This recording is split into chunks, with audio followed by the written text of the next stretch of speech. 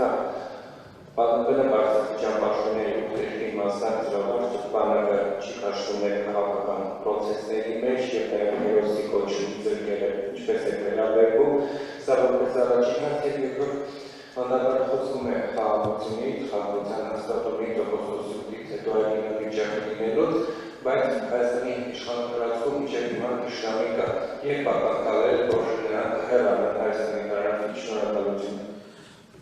Շնորհակալություն սկսեմ վերջից։ Ես սրան անդրադառնալու հնարավորություն ունեցել եմ բազմիցս։ Ես նշել եմ, որ այս հարցերը կարգավորելու են սահմանազատման եւ սահմանագծման հանձնաժողովի աշխատանքների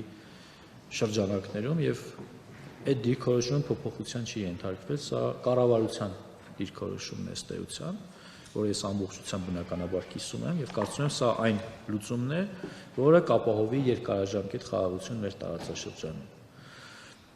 Ինչ վերաբերում է մյուս հարցին, նախ բանակը ոչ մի կերպ չի կարող ներքաշվել քաղաքական պրոցեսների մեջ։ Սա ես բացառում եմ ամբողջությամբ։ Այն ինչ արձանագրվել է մեր մի շարք գործընկերների կողմից, դա ըստ էության ոչ աշխատանքային օրը, ոչ քաղաքական միջոցառման մարդու ցանկության մասնակցությունն է։ Անկեղծ լինեմ, եթե ես սա խրախուսի, դուք պատկերացնում եք պաշտպանության նախարարը խրախուսի, որ զինված ուժերը ինչ-որ բանի մասնակցում են։ Այսինքն այդ ժամանակ դուք 1, 2, 3 հոգու կարձանագրեք, թե կարձանագրեք հազարավոր եւ տասնյակ հազարավոր մարդկանց։ Նկատի ունեմ մտնել մի շահարկման մեջ, որը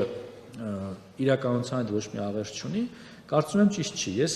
պաշտոնապես հերքում եմ զինված ուժերի մասնակցությունը որևէ քաղաքական ակցիայի։ Ինչ վերաբերում է ձեր կողմից նշած ինստիտուտի կողմից ինչ որ որոշումներ ընդունելուն, ես նախ նման ինստիտուտ չեմ ճանաչում եւ բացառում եմ, որ Հայաստանի Հանրապետությունում օրինական կառավարությունից զատ որևէ այլ մարմին կարող է լինել ու գործել։ Ինչ որ մտածածին առ ոչինչ, գուցե վիրտուալ մարդիկ իրենց վիրտուալ որոշումներով լցնում են դաշտը, համացանցը, դուք էլ օգնում եք, որ դրանք տարածվեն։ Նախ կարծում եմ, որ Կարեն Շաքարյանն այն մարդն է,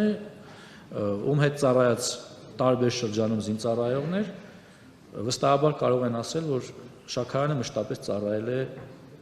Հայաստանի Հանրապետությանը եւ արժանացել է